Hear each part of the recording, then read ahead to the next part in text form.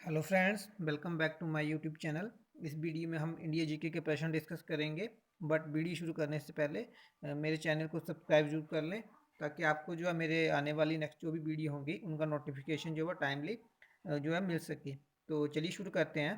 पहला प्रश्न है हमारे पास, with which of the following is the classic Jivaka Chintamani in Tamil associated. Tamil में चिर प्रतिष्ठित जीवक चिंतामणि निम्नलिखित में से किससे संबंधित है। तो दोस्तों, इसका जो राइट ऑप्शन है वो ऑप्शन है जैनिज्म, जैन धर्म से। जीवक चिंतामणि का संबंध जो जैन धर्म से है। दोस्तों, जीवक चिंतामणि एक तमिल महाकाव्य है। ये जो है जैन मुनि तुरुक्त कदेव द्वारा रचित जैन धर्म ग्रंथ है। इस ग्रंथ को जो है तमिल साहित्य के सुप्रसिद्ध ग्रंथों में गिना जाता है, जो कि 13 खंडों में विभाजित। इस ग्रंथ में कुल 3145 पद हैं। इसमें कवि ने जो है जीवक नामक राजकुमार का जीवन वृत्त प्रस्तुत किया है।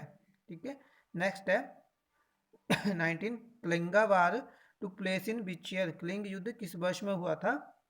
तो इसका जो राइट ऑप्शन है वह ऑप्शन ए 261 बीसी में। कलिंग का युद्ध जो अशोक ने अपने अभिषेक के 8 वर्ष बाद लगभग 261 ईसा पूर्व लड़ा था। अशोक की जो 13वां शिलालेख है उसमें कलिंग युद्ध का वर्णन मिलता है। इस युद्ध में अशोक के हृदय परिवर्तन की बात कही गई है, और इसी शिलालेख में जो है 5 यवन राजाओं के नामों का उल्लेख है जहां उसने धर्म प्रचारक भेजे थे। नेक्स्ट क्वेश्चन है 20, the Gupta king who assumed the title of Vikramaditya was. Vikramaditya की उपाधि धारण करने वाला गुप्त राजा था। तो दोस्तों, इसका राइट ऑप्शन है वो option C, Chandragupta second. Chandragupta second Samudragupta का उत्तराधिकारी था, जिसे ने कि जो विक्रमादित्य की उपाधि धारण की थी। दोस्तों, ये जो है 380 ईसा में राजगद्दी पर बैठा था, और इसी के शासनकाल में चीनी बौद्ध यात्री फाहियान भारत आया था। और एक अनुश्रुति के अनुसार जो है चंद्रगुप्त द्वितीय के दरबार में 9 विद्वानों की एक मंडली निवास करती थी, जिसे कि नवरत्न कहा जाता था। और इनमें जो है महाकवि कालिदास जो है इनमें अग्रणी थे, यानी प्रमुख थे। कालिदास के अतिरिक्त इनमें धनवंतरी थे, क्षपणक थे जो कि फलित जोशी के विद्वान थे, अमर सिंह थे जो कि कोशाकार थे, शंकु थे जो कि वास्तुकार थे, और एक बेताल भट्ट थे, घटक करपर थे, 12 मिहिर थे जो कि खगोल विद्वानी थे, एक विज्ञानी थे, और एक बरूची थे। ठीक है, तो ये जो थे 9 विद्वान चंद्रगुप्त द्वितीय के दरबार में थे। ठीक है, और दोस्तों, चंद्रगुप्त द्वितीय का जो उत्तराधिकारी था वो था कुमार गुप्त प्रथम, जिसने कि नालंदा विश्वविद्यालय की स्थापना की थी। गुप्त वंश का संस्थापक जो था वो श्रीगुप्त था, और अंतिम गुप्त शासक जो था वो था विष्णु गुप्त। नेक्स्ट क्वेश्चन है 21, which Rashtrakuta ruler built the famous Kailash temple at Shiva at Ellora. किस राष्ट्रकूट शासक ने एलोरा के शिव के प्रसिद्ध कैलाश मंदिर का निर्माण करवाया। तो दोस्तों, इसका जो राइट ऑप्शन है वो ऑप्शन सी, कृष्ण प्रथम। एलोरा के प्रसिद्ध कैलाश मंदिर का निर्माण जो है कृष्ण प्रथम के द्वारा करवाया गया था। ठीक है, और दोस्तों, जो राष्ट्रकूट है वंश है, इसकी स्थापना जो है दंतीदुर्ग के द्वारा की गई थी। और एलोरा एवं एलिफेंटा की जो गुहा मंदिर है महाराष्ट्र में, उनका निर्माण भी जो है राष्ट्रकूटों के समय में ही हुआ था। नेक्स्ट क्वेश्चन है 22, in 1528 who defeated the Rajputs at Chanderi. सन 1528 में चंदेरी के राजपूतों को किसने हराया था। दोस्तों, ये हराया था ऑप्शन डी, बाबर ने। ठीक है, चंदेरी के राजपूतों को बाबर ने जो हराया था। ये युद्ध जो है बाबर और मेदिनी राय के बीच हुआ था 1528 में, जिससे कि चंदेरी का युद्ध भी कहा जाता है। नेक्स्ट क्वेश्चन है 23, who translated Ramayana into Persian. Ramayan का फारसी में अनुवाद किसने किया था। तो दोस्तों, इसका जो राइट ऑप्शन है वो ऑप्शन बी, बदायूं। बदायूं जो रामायण का फारसी में अनुवाद किया था। दोस्तों, हिंदुओं के प्रसिद्ध धार्मिक ग्रंथ रामायण और महाभारत का जो फारसी में अनुवाद बदायूं ने 16वीं सदी में किया था। इसका पूरा नाम था मुल्ला अब्दुल कादिर बदायूनी। ठीक है, दोस्तों, महाभारत का उन्होंने जब अनुवाद किया था तो उसका नाम बदल, उस पुस्तक का नाम रखा था रजनामा। ठीक है, नेक्स्ट क्वेश्चन है 24, who said the Simon commission report should be thrown on a heap of rubbish. किसने कहा साइमन कमीशन रिपोर्ट रद्दी के ढेर में फेंक देना चाहिए। तो दोस्तों ये क्या कहा था, ऑप्शन बी शिव स्वामी अय्यर। ठीक है, ये साइमन कमीशन को रिपोर्ट रद्दी के रेट पर फेंक देना चाहिए, शिव स्वामी अय्यर के जो कथन थे। नेक्स्ट क्वेश्चन है 25। India was granted freedom during which prime minister, किस प्रधानमंत्री के दौरान भारत की स्वतंत्रता अनुमोदित हुई थी? तो दोस्तों इसका राइट ऑप्शन है वो है ऑप्शन ए क्लीमेंट एटली। भारत की स्वतंत्रता किसमें जो इंग्लैंड के प्रधानमंत्री थे वो थे क्लीमेंट एटली।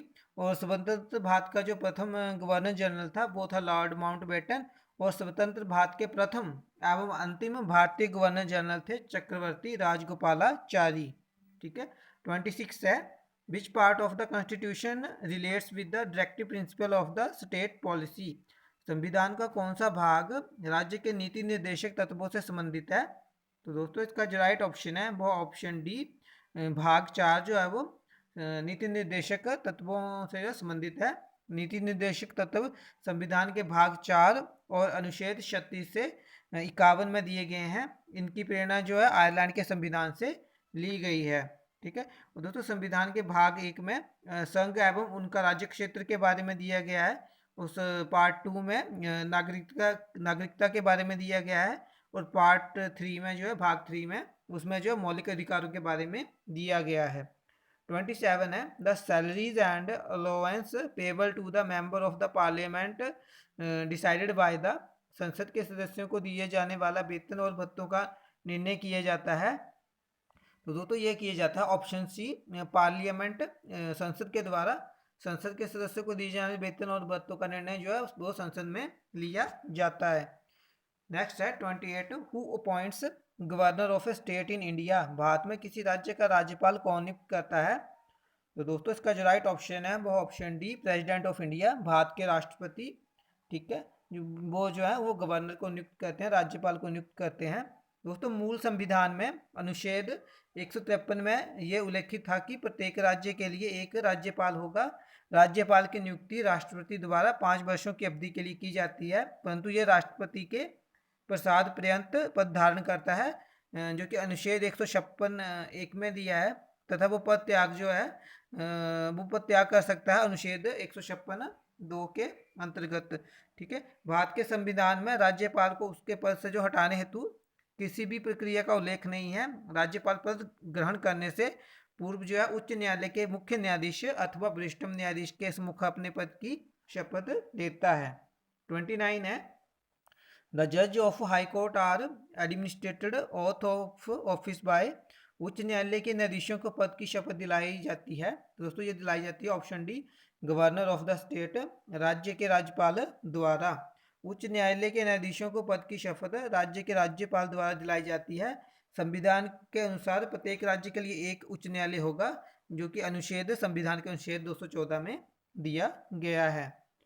नेक्स्ट क्वेश्चन है the great bath was discovered in, विशाल स्नानागार प्राप्त हुआ था। तो दोस्तों ये हुआ था ऑप्शन सी मोहनजोदड़ो में। ठीक है, दोस्तों ये स्नानाकुंड जो है वो 11.88 मीटर लंबा, 7 मीटर चौड़ा और 2.43 मीटर जो है गहरा था। ये स्नानागार जो है सैंधव सभ्यता की सबसे बड़ी इमारत जो है वो मानी जाती है। ठीक है, नेक्स्ट क्वेश्चन है the Aryans 191 the Aryans at first settled in, आर्य सर्वप्रथम निवासरत हुए थे। तो दोस्तों ये हुए थे ऑप्शन डी पंजाब में। ठीक है, भारत में आर्य सबसे पहले जो पंजाब और सिंध में बसे थे। भारत में आर्यों के बसने की अवधि जो है 2000 से 1500 ईसा पूर्व मानी गई है। अनेक विद्वानों का मत है कि आर्यों का मूल वासस्थान जो था वो मध्य एशिया था और वहीं से जो है ये भारत आए थे। दोस्तों प्रोफेसर मैक्स मूलर हुए, उन्होंने जो ऋग्वेद और जैन अवस्था में जो आश्चर्यजनक समानता के आधार पर यह मत व्यक्त किया था कि मध्य एशिया में ही आर्य बसे हुए थे और वहीं से वे यूरोप और एशिया के विभिन्न भागों में गए। दोस्तों जो जैन अवस्था है वो पारसी धर्म की एक पवित्र पुस्तक है। नेक्स्ट क्वेश्चन है 92 विच of the following journal of Alauddin Khilji conquered Deccan number of times, Alauddin Khilji के निम्नलिखित में से किस सेनापति ने दक्कन को कई बार जीता? तो दोस्तों बहुत इसका जो राइट ऑप्शन है वो है ऑप्शन सी मलिक काफूर। अलाउद्दीन खिलजी ने मलिक काफूर को जो है कई बार दक्कन में आक्रमण के लिए भेजा था। 193 है, who was the founder of Vaishnava school. वैष्णव संप्रदाय के संस्थापक कौन थे? तो दोस्तों इसका जो राइट ऑप्शन है वो है ऑप्शन सी, रामानुज। रामानुज जो है वैष्णव संप्रदाय के संस्थापक माने जाते हैं। 94 है, 194, the dynasty that excelled itself as a naval power was that of the. वह वंश जिसने नौसेना शक्ति में उत्कृष्टता प्राप्त की थी। तो दोस्तों वो इसका जो राइट ऑप्शन है वो ऑप्शन सी, चोलाज। चोल साम्राज्य जो था उसने नौसेना शक्ति में उत्कृष्टता प्राप्त की थी, और चोल साम्राज्य की जो स्थापना थी वो विजयालय ने की थी। नेक्स्ट क्वेश्चन है 195, which was the biggest port during the Mughal period. Mughal काल के दौरान सबसे बड़ा बंदरगाह था। तो दोस्तों ये था ऑप्शन डी, सूरत। सूरत जो है वो मुगल काल के दौरान सबसे बड़ा बंदरगाह था। 196 है, who among the following was the leader of the moderates. निम्नलिखित में से कौन नरमपंथियों के नेता थे? तो दोस्तों इसका जो राइट ऑप्शन है 196 का वो है ऑप्शन ए, गोपाल कृष्ण गोखले। ठीक है दोस्तों, 1907 में जो है कांग्रेस के सूरत अधिवेशन में कांग्रेस का जो विभाजन हो गया था नरम दल और गरम दल में।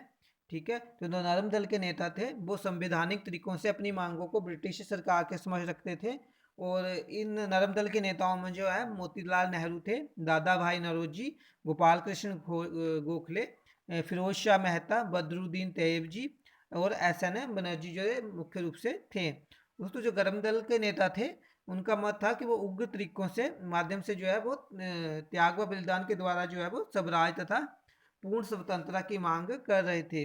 ठीक है, और दोस्तों गरम दल के नेताओं में लाला लाजपत राय, बाल गंगाधर तिलक और बिपिन चंद्र पाल आते हैं। ठीक है, 197 है, the directive principle Indian constitution are drawn on the lines of the. भारतीय संविधान में नीति निर्देशक सिद्धांत लिए गए थे। दोस्तों ये लिए गए थे option D, Irish constitution, Irish संविधान से। ठीक है, 198 है, who fix the salaries and allowance of the speaker of Lok Sabha. Lok Sabha के अध्यक्ष का वेतन और भत्ते कौन तय करता है? तो दोस्तों ये हमने अभी डिस्कस किया था, पहले भी सेम ही क्वेश्चन था, तो वो करता है ऑप्शन डी, पार्लियामेंट, संसद। ठीक है, 199 है, in case a president dies while in office the vice president can act as president for a maximum period of. यदि किसी राष्ट्रपति की पद पर रहते हुए मृत्यु हो जाती है तो उपराष्ट्रपति अधिकतम कितनी अवधि के लिए राष्ट्रपति के रूप में कार्य कर सकता है? दोस्तों इसका राइट ऑप्शन है वो ऑप्शन ए, 6 मंथ। ठीक है, तो उपराष्ट्रपति जो है राष्ट्रपति की मृत्यु के बाद जो है 6 मंथ तक जो है वो राष्ट्रपति का पद धारण कर सकते हैं। दोस्तों नेक्स्ट प्रश्न है 2000 और लास्ट प्रश्न है इस वीडियो का, which tax is not levied by any state government. कौन सा कर किसी राज्य सरकार द्वारा नहीं लगाया जाता है? दोस्तों वो है ऑप्शन डी, कस्टम ड्यूटी, सीमा शुल्क जो है वो केंद्र सरकार के द्वारा लिया जाता है। तो दोस्तों ये थे प्रश्न आज की इस वीडियो में। मैं आशा करता हूँ कि आपको वीडियो अच्छी लगे। अगर आपको वीडियो अच्छी लगती है तो इसे लाइक करें, शेयर करें, कमेंट करें, और मेरे चैनल को जरूर लाइक जो है सब्सक्राइब कर लें। नेक्स्ट वीडियो में मिलेंगे, तब तक के लिए गुड बाय, जय हिंद, जय भारत, जय हिमाचल।